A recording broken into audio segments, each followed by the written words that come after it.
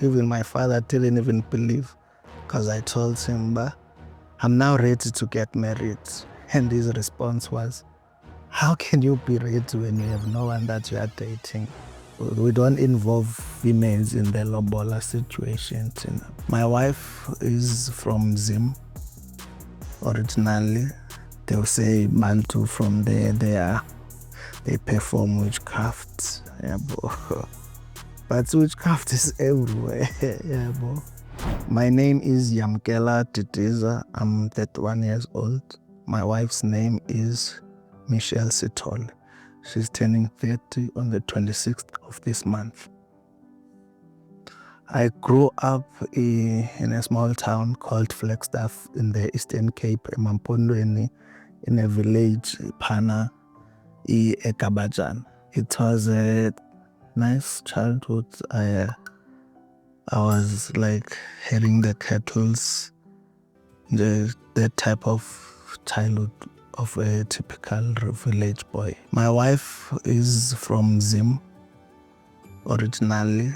I think she was born in a small town there called Kariba, but she grew up in Harare. When I met her, I was in a journey of, like, I was looking for a wife. Even my father didn't even believe, because I told him, "But I'm now ready to get married."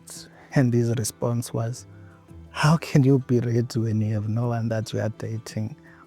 So I went to Kangala, I think on the 6th of June 2024, to attend a wellness. Then I got there, I was busy with my own things. Then she came. Then that's when I realized about this one. I had no other option but to Dimgen. She was also attending the wellness. So we in there, like, I'm an orthotist, she's a podiatrist. So we went to make people aware of our services. So I had to ask for a lift. I had means to come back, but that was the way of just having a conversation and see how she thinks. Then she gave me the lift. On our way back, we were chatting. I was like, no, I have to get her numbers. And then I showed interest in her scrubs, but the purpose of that was to get her numbers, the uniform we wear. That's how I got her numbers. But for a few interactions, like, I didn't say anything. I just wanted to first get to know her. And I said, these ones they are unusual for real. Where did you get them? Can I have the guy's number? No, give me yours. Then I'll send you the guy's number. That's how I got her numbers. That was the only way to get, because I didn't want to make it obvious. For the first time I saw her, I said, this one is my wife. I even told her when we made things official that I'm going to marry you without a plan. I'm sure every guy has this in your mind, even females, I'm sure they do have. You have this image of a person that you think you'll end up settling down with. So for those few interactions, I was like, 75% of that she possesses, so there's no way I can miss out on this opportunity.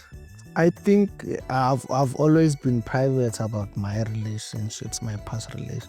So no one really knew, and some, I think, they didn't even think that I'm dating. Okay, yeah. So maybe this is true, man. So that's why they were shocked, because I've never introduced any girl.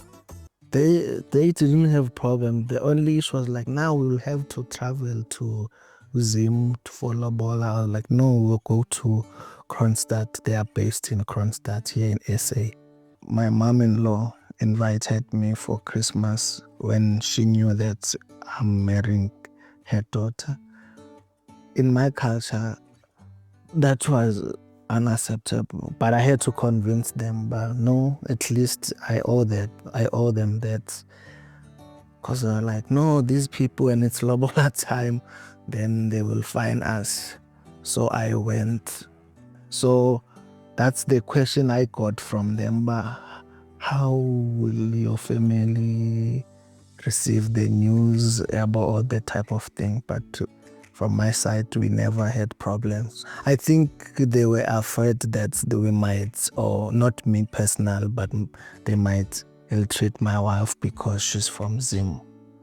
You know how people are, some, not everyone, the ones that are still narrow-minded, how they think the people outside the country, especially in Africa, where they are enemies. We didn't know how they do things in Zim. So actually in Zim, how they do things.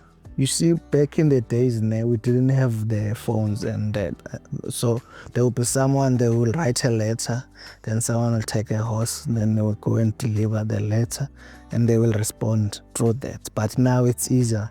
You just call or write a message. That's how it was done. But in Zim, how it is done, it should be the lady telling the aunt, then the aunt telling the father, then the aunt will communicate with my aunt before. So we don't involve females in the lobola situations, So normally, you see, when it's done the proper way, that's communication. Then the aunt and them will then tell our family, on the day, this is what you need to bring. We didn't know. So when you go for lobola, there's a list of groceries that you have to buy, then bring on the day of the lobola. I'll be honest, my financials were not enough for them. I was like, the only thing that we'll do next is Utsiki, where we welcome the wife into the family. That was my plan according to my financial muscle or strength. But my mom was like, it can't be that. Especially when they've welcomed us like that. When we went for lobola, you should also reciprocate.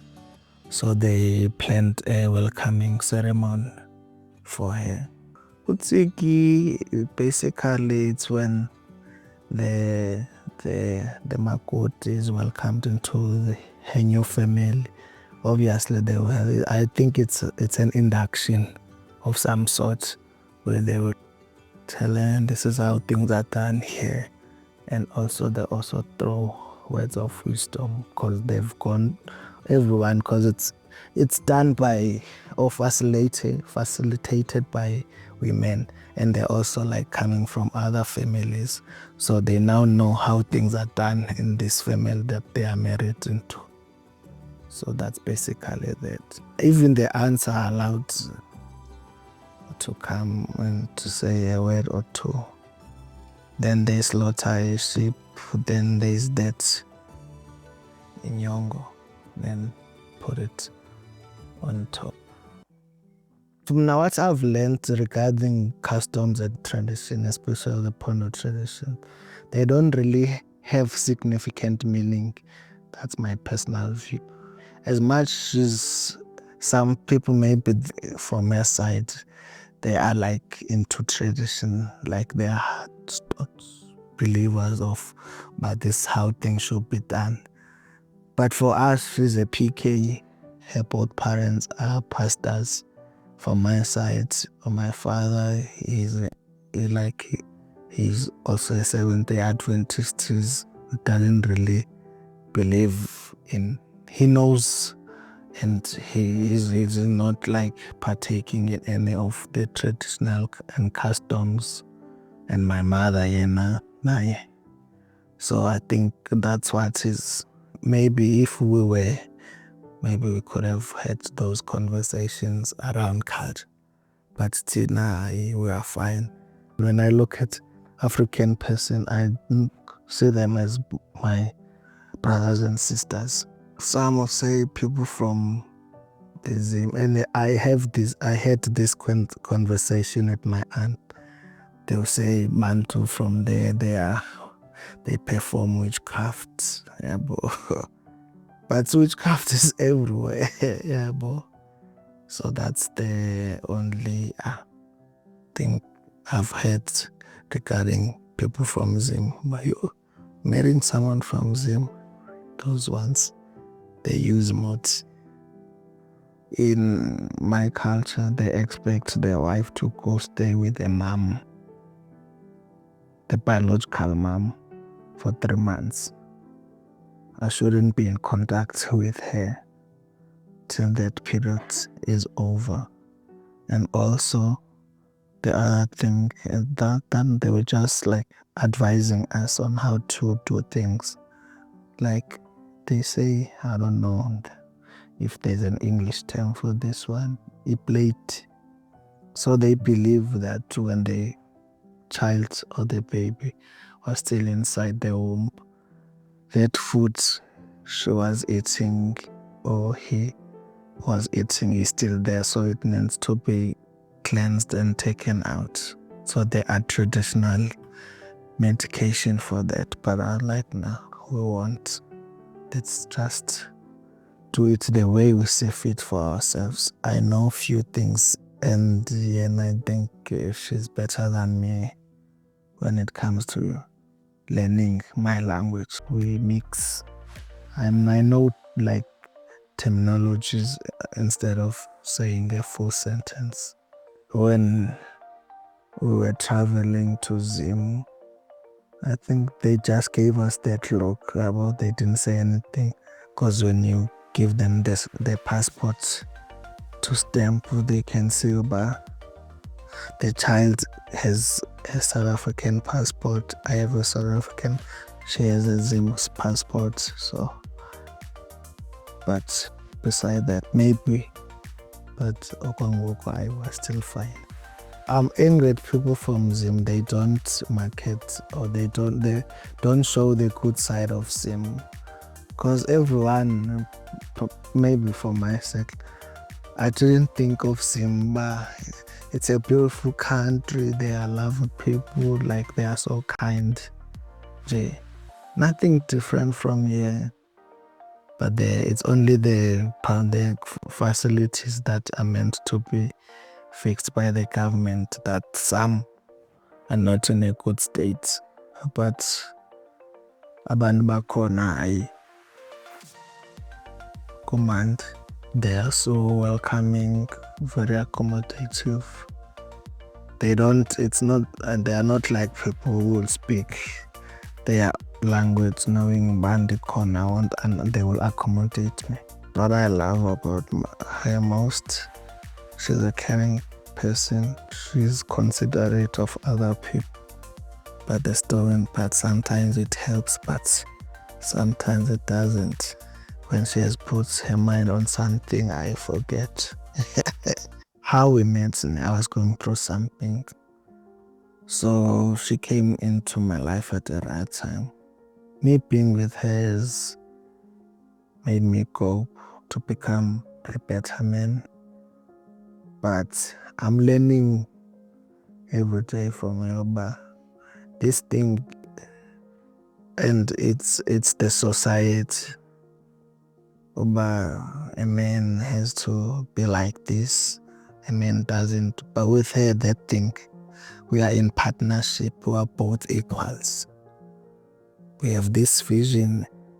The roles, like you are female and I'm male, it doesn't really matter. So yeah, it's helping us. This partnership is helping us to grow, to become better versions of ourselves, not only for us, but for our kids or the kid that we have now. All of us, we are different, we are unique, we are not the same. So I'd say, bruh, or wena nkosazana, thanda umuntu wakho. Because with these societal like rules, you miss out on real love. So just go all in. I see people be like, hey, brothers from Limpopo, when the slave queens have retired, they marry into them.